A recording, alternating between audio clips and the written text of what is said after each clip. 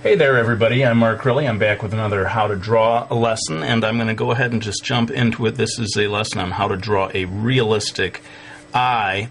I'm going in with my black Prismacolor to make the upper eyelid, and let me just say in general that if you want to draw a realistic eye or realistic anything, you really owe it to yourself to draw from life, or at least look at photo reference, which is what I did for preparation on this video. So the eye shape, fortunately, is very much the way we imagine it. You know, this sort of, I don't know, almost like seed shape, at least right along the edge of the eye itself.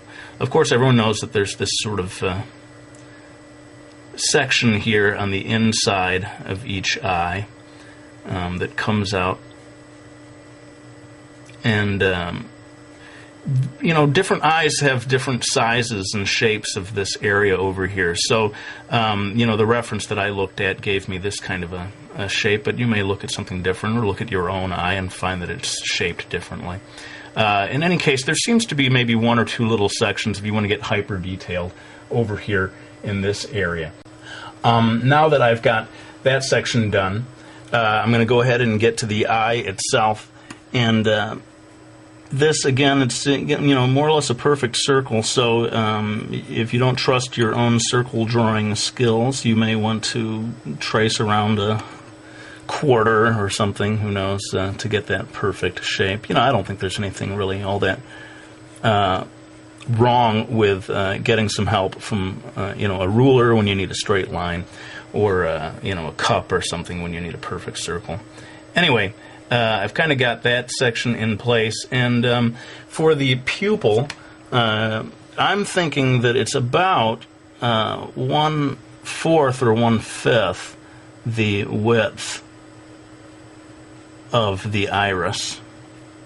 Again, a perfect circle to whatever degree you're able to do it.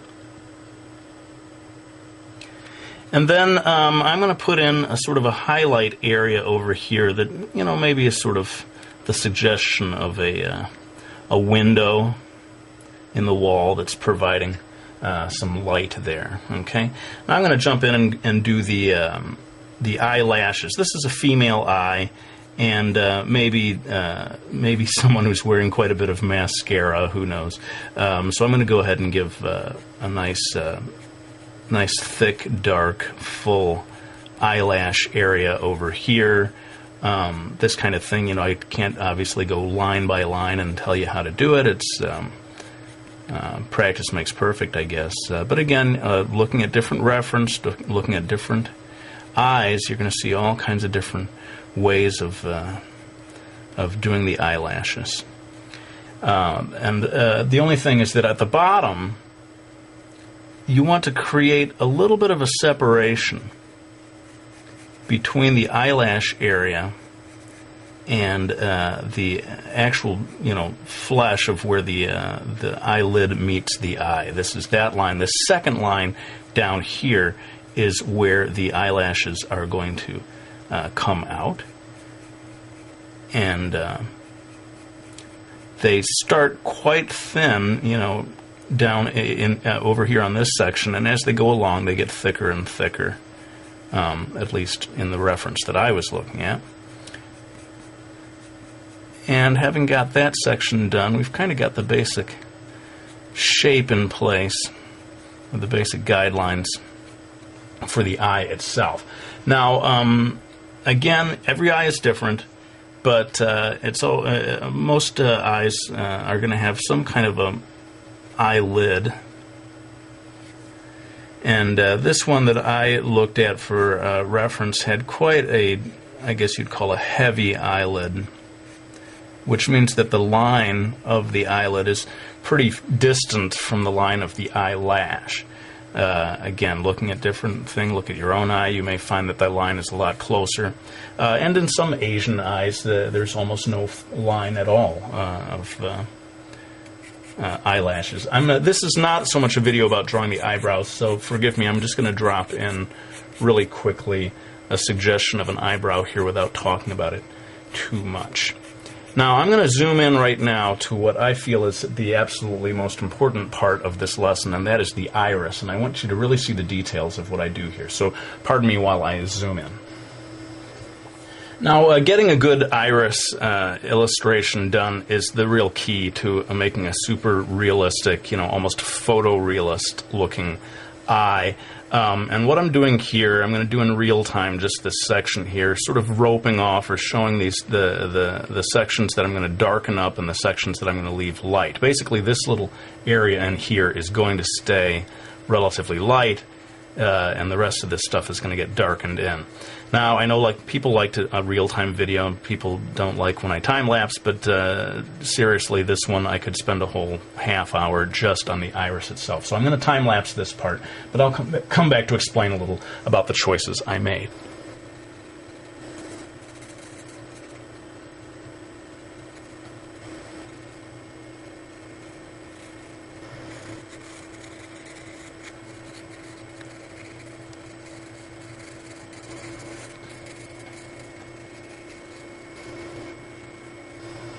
Alright, so you can see where the key to getting a nice shiny looking eye is getting this nice window-shaped highlight, although it doesn't have to be window-shaped. It could be sort of circular or any number of shapes. But make sure that you keep it nice and white, and that you darken the area near the highlight, and that helps it pop and makes the whole thing look shinier.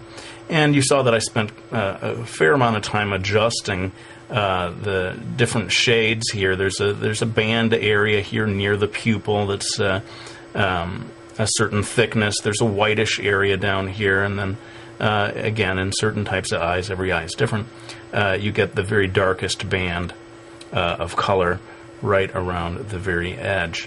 I'm going to go ahead and jump in here and very quickly darken this area in of the eyelashes. Again, this is maybe a female eye, someone who's wearing quite a bit of mascara. And with that, we're starting to come into the home stretch on this video. And again, to keep things a reasonable length, I'm going to have to do some of this in time-lapse. But hopefully it won't be anything that you couldn't follow along with. Basically, I'm going to be adding shading to make the whole thing look a little more 3D. And again, I'll come back to explain a little bit about the choices I made.